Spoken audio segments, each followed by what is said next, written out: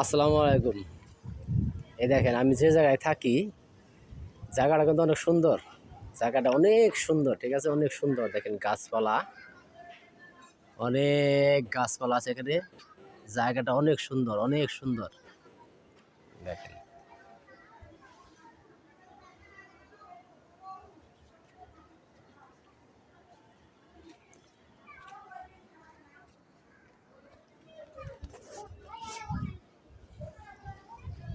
কি করছ আব্বু, খেলাচ্ছ?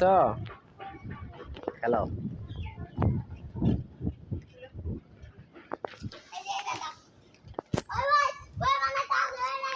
এই যে